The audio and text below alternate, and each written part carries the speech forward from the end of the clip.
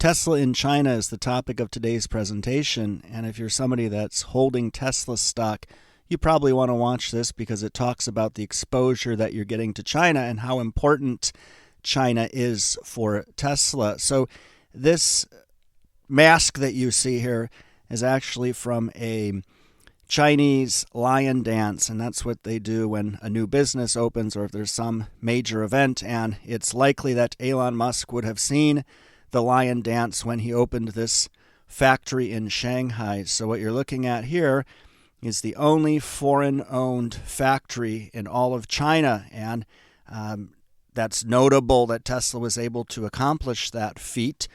And this newly opened factory was said to produce more than half of all Teslas in 2022. Now, we went to Shanghai several weeks ago to do research for another electric vehicle company called NIO, and what we found is that there are lots of Teslas plying the streets of Shanghai, along with lots of other electric vehicles from somewhere around 90 to 350 different manufacturers, depending on who you ask. And that's probably what led Musk to say that China will most likely be home of the company that he expects to be the second in electric vehicles, of course, expecting Tesla to be the first. He says the Chinese rivals work the hardest and smartest, and this wasn't always the perception from the Western world. So I can recall being there almost several decades ago, and at that time, the big deal was to look around and to see what vehicles China had copied. I remember they had an SUV that looked like a Beamer, and everybody was taking pictures of that. And the idea there was that China was a copycat and didn't really have any sort of their own innovations. Well, that perception is long gone, and maybe their strategy of copying things worked out well, because then they started to take the best of what they could find and duplicate it in their own products. So Musk's interest in China, of course, is the fact that they're the most competitive auto market and the biggest, so he has to work the hardest to capture market share there, and he's been doing quite a good job of that. Here you can see China's increased EV sales in March of this year. It was the second best monthly wholesale sales result ever, and that's because they've been engaging in a price war with Chinese competitors, and we covered that more in the NIO piece as it affected NIO. Now, when we look at Chinese manufacturing of Teslas, they're, as we said, the only foreign manufacturer to have a fully owned factory in China.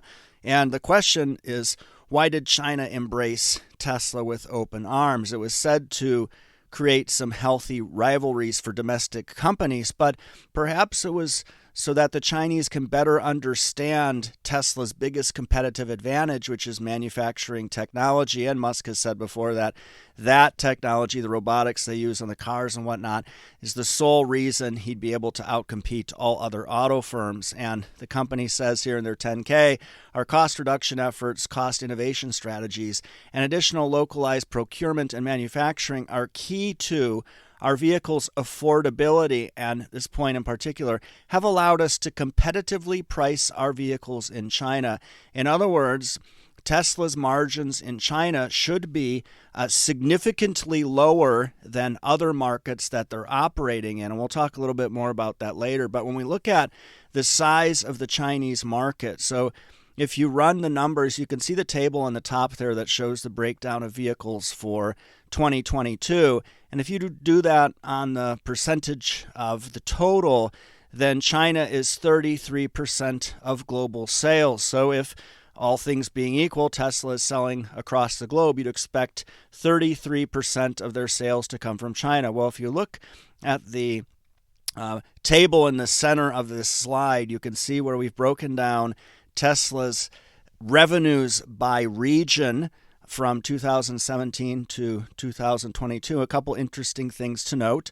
China's growing faster than the U.S. and other, though not that much faster. But as a percentage of the total, you can see that last year it was around 22%, the year prior to that 26%. So you would expect that Tesla's sales would be no more than 33%, as we said, but The fact that they're above 20% means that's significant, and if something bad should happen in China, that can affect the company, not just because they're selling 20% of their vehicles there, but that they now have a major manufacturing hub there, which is getting special tax treatment, 15% versus 25% through 2023. So that's about to expire. But this new mega factory in Shanghai that they're planning to build can produce 10,000 megapacks a year. So they're not only operating that mega factory producing vehicles, but they're also opening one to produce batteries. Now, they produced almost 711,000 cars last year in Shanghai, or 52% of their worldwide output. Now, Chinese consumers who they're selling those vehicles to, or at least some of those vehicles to, the biggest question we had when we saw all the Teslas driving around Shanghai is how the brand was able to succeed there. And from the research that we've done, Tesla's marketing strategy of not marketing worked out quite well in China, where word of mouth spreads quickly for valuable products. So the Chinese are an interesting consumer in the way that they behave. Tesla is seen as a premium brand that merits a sizable investment from owners that count on it holding its value. So Tesla, even though it was priced significantly more than the competition, was still outselling the competition because of that brand perception, that value. Now, Chinese consumers are more demanding when it comes to being treated fairly. And I love this picture. This was taken from the Financial Times this was taken from a site that actually focuses on nothing but Chinese electric vehicles. It's actually quite good.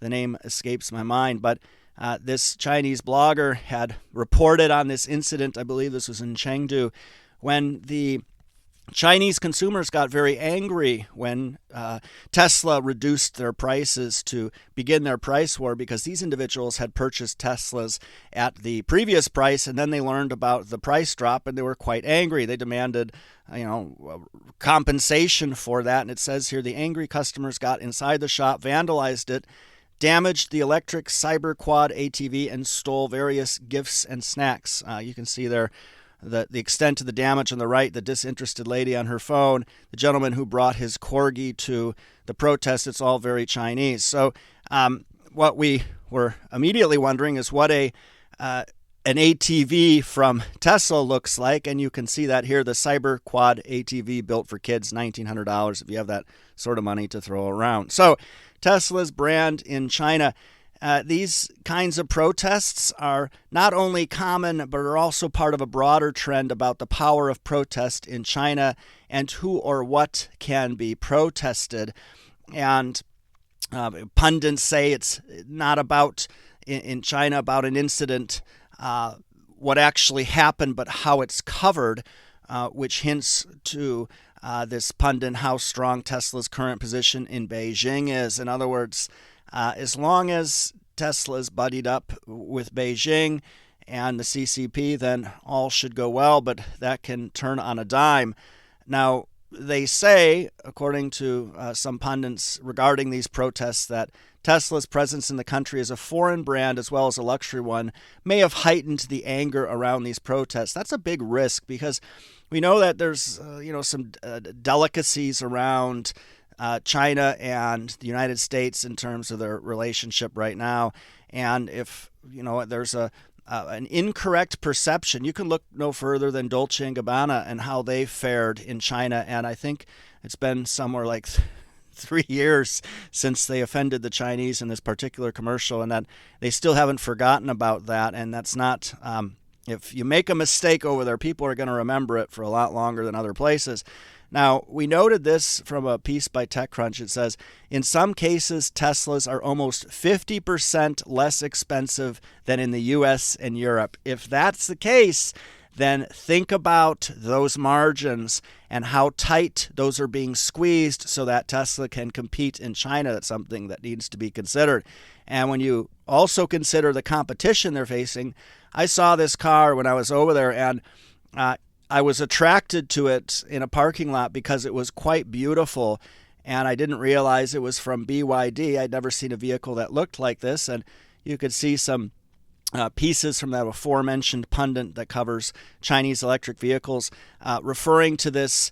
It's the BYD seal. So BYD is the largest domestic producer of electric vehicles in China. We'll cover them in a future video, so make sure you subscribe to our channel so you don't miss that. But this was said to be a Model 3 competitor, and then you see this follow-up piece that says, the best BYD yet, but not a Model 3 killer. So perhaps not yet, though they're addressing Tesla now with some quality vehicles. You can see the interior there if you're able to discern. That's a beautiful interior with a Tesla-like setup. So when you look at this new car, it's quite gorgeous, the various configurations. The prices are being reduced significantly this year compared to last in an attempt to outcompete Tesla on price, so that's something that needs to be considered. And also, just this last slide here is a great reminder that the Chinese government will ultimately decide whether or not Tesla is successful in China.